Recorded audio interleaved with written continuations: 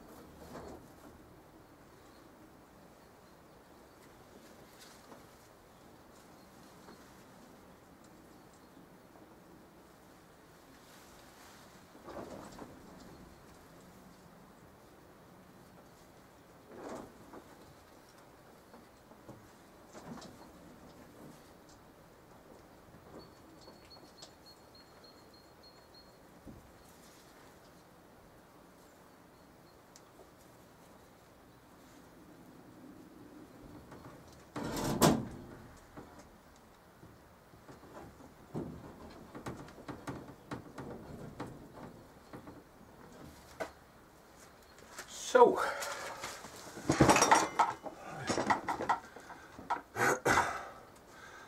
after a cold winter like this, I'm not used to the heat. Whoa, it's hot in here. Well, this tomato plant here is a crossing I made last year between Black Zebra Cherry and Cherokee Purple.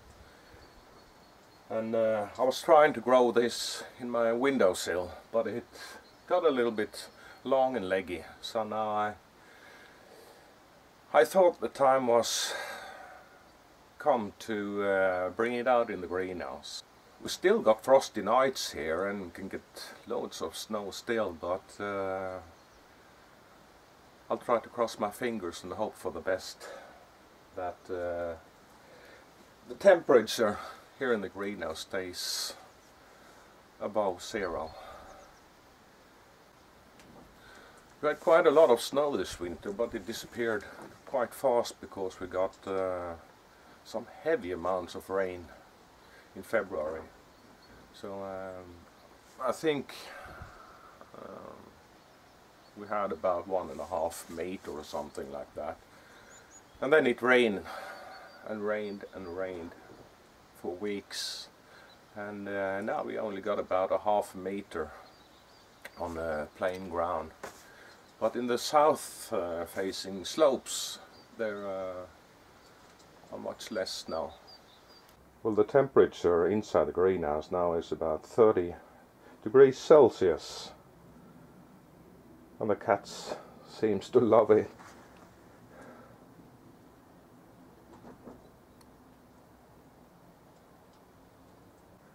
I had some plants growing in here for a while just as a test, and they seem to grow very well. But it hasn't been so cold in the night, so maybe that's why they survived in here. Well, the avocado tree is doing quite well, and it's been green all winter. The same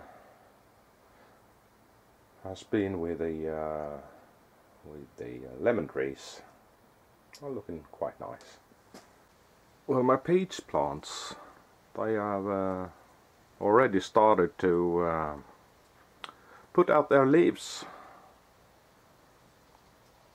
So I don't know if I dare to plant them outside in the ground, or if I should leave them in some big pots, because I'm very afraid of these tender plants to freeze here during the winter. I have no experiences with peach trees outside here in Norway.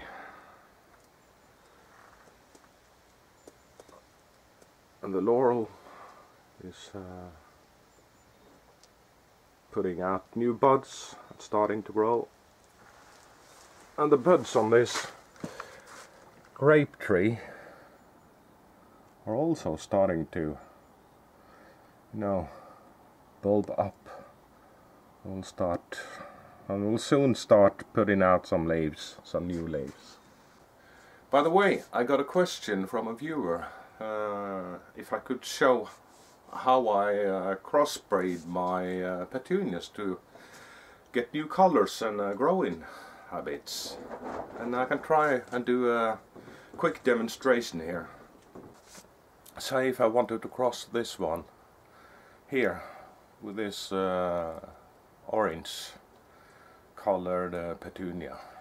The first thing I do is to find a flower bud that hasn't opened yet. These open ones here, they are probably self-pollinated already. So the thing I do here is to take away these petals and open up like this. And inside the petals here you can see the pollen anthers.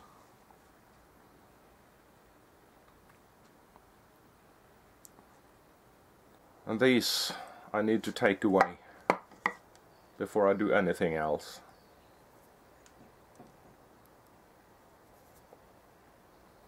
It's best to use some tweezers, but this is just a demonstration. When I pull off these flower leaves and the pollen bearers, I wait about, say, 6 to 8 hours before I transfer the pollen.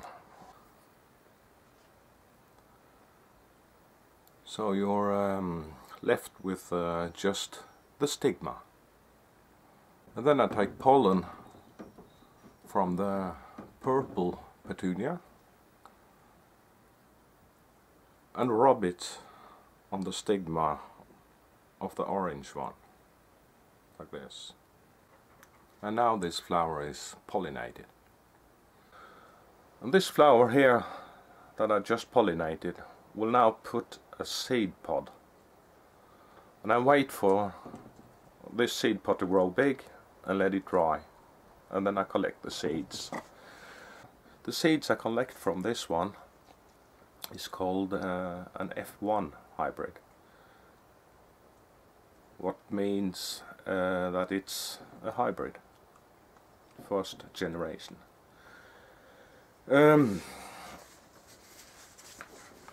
I don't know which one of these that's dominant in the color. I don't really know what kind of color I will receive from these seeds here.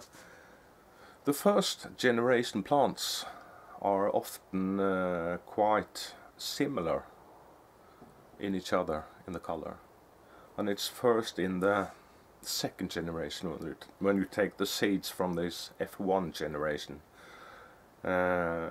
they start to split up in the different colors. And when I sow the second generation seeds, I can get either this color or that color or new ones. It's a kind of gambling, and it's very fun. Many of the petunias you get from the nurseries, they are already hybrids. So if you just take seeds from say this flower, I'll maybe get different colors on the seeds I sow from these if I save them. So in petunias you never know, and that's make it so cool doing your own crossings. So I hope this was helpful. So good luck with your crossings. Well, I had a lot of work to do outside today, so if you want to join me, you're welcome. Come on.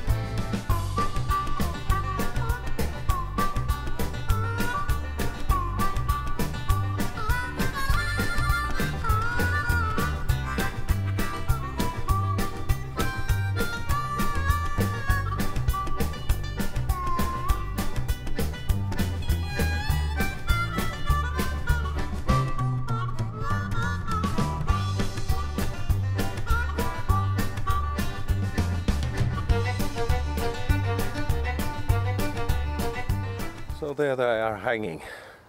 I'm gonna make some more of them now in some of the first days. So the mason bees are coming out there just in a couple of days. So as you can see here, many of the holes are plugged with clay, and there's loads of mason bees inside there just waiting to come out. But I need some really warm weather now in the spring before they come out. In these hives here there are 2 or 3 different types of mason bees. Well, I'm sure some of you have noticed this hive here. As you can see here, the holes are very tiny, just 1.5 millimeter in diameter. And one of the holes are plugged in the end, as you can see here. And this is also a kind of mason bee. It's one of the smallest we got. And it's gonna be fun following the hatching of that one. Ah, I noticed. Oh, there's another one that's blocked up there as well. There are many. Oh, this is cool. So I'm looking forward to the summer and see how these buggers look like, and if the amount of them will increase.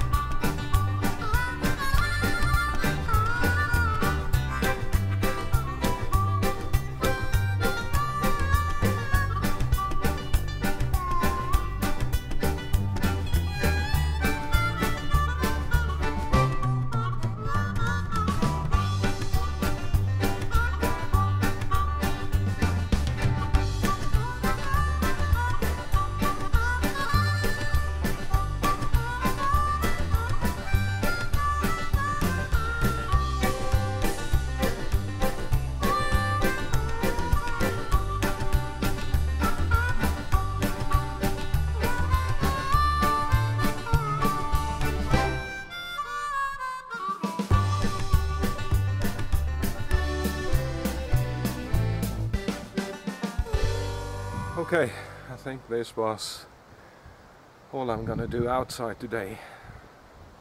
So tomorrow is a new day. I need something to do tomorrow as well. So until I see you next time, have a nice week. Take care and bye.